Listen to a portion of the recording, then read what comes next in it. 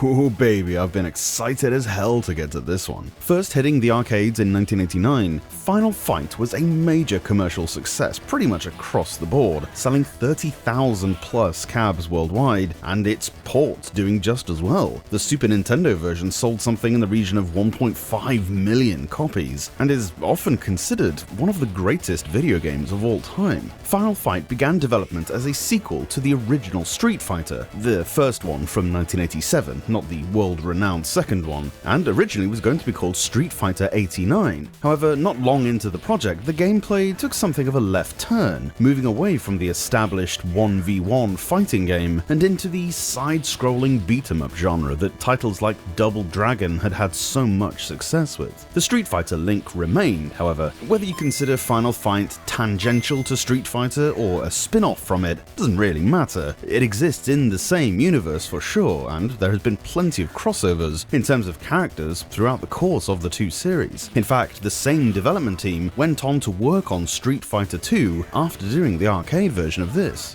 Set in a place called Metro City, you'll choose one of three fighters: former pro wrestler turned mayor Mike Hagar, streetwise brawler Cody Travers, or modern-day ninja Guy, to go up against the criminal Mad Gear Gang, who've kidnapped Mike's daughter Jessica, who also happens to be Cody's girlfriend. You'll brawl through 6 distinct locations of Metro City, from the slums and subway to the industrial area and high-rent Bay area. You'll typically walk to the right of the screen, and the scrolling will stop regularly so you can take out a bunch of enemies. The action is fast and unrelenting, with blistering quick controls and response times. Jump with A and attack stuff using B.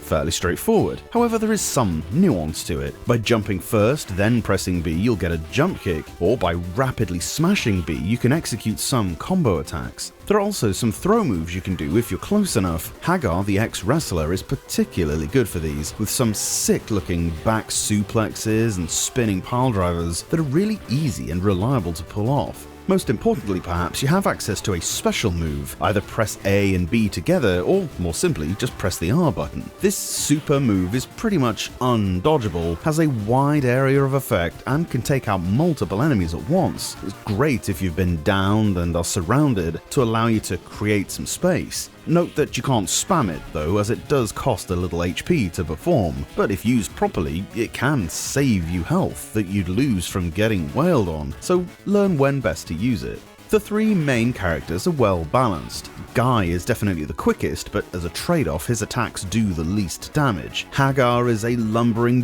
boulder of a man, but he hits like a train. And Cody is your good middle ground fella. There are 2 unlockable characters, however, the alpha variants of both Cody and Guy. Alpha Guy, in fact, is the exact character from the Street Fighter Alpha series, and these 2 are both basically the best fighters you can get here, with buffed stats and no real weaknesses. To unlock them too is pretty easy. Once you've beaten 50 regular enemies, i.e. about 3 stages worth, you'll get access to Alpha Guy, from where the rest of the game becomes a good deal easier. That's not all you can unlock though. 200 enemies downed will let you start the game with 9 lives. There's a stage select option opened at 800, 1300 will let you change into characters' alternate costumes, and 2000 downed enemies, that's a lot of playthroughs mind, will even unlock a rapid punch option.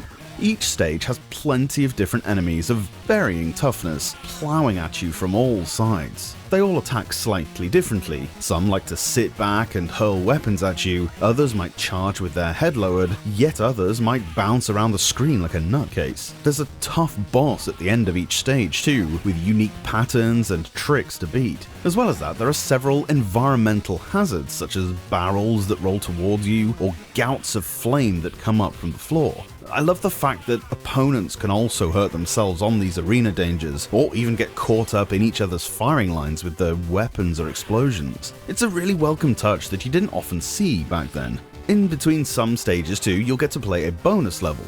one of which should be quite familiar to any Street Fighter II fan. You'll get a short time to beat the heck out of this car, which can earn you bonus lives should you manage it. The music and sound effects are fantastic representations from the arcade, and the downsizing from the original to the miniature screen is incredibly impressive and faithful to detail. There are even fun little dialogue bits in between stages that differ depending on which character you are, and loads of little details to catch your eye throughout the game. It's really an impressive little package. I love how none of the characters seemingly knows how to open a door, they instead just smash their way through it. It's one way to make an entrance, I suppose. Really though, the standout thing with Final Fight 1 is just how intuitive the controls feel. Even if you're brand new to the game, you can still have a blast virtually straight away. It's not only accessible, it's downright entertaining right from the off. I must admit to being a little bit addicted to this game, to be honest.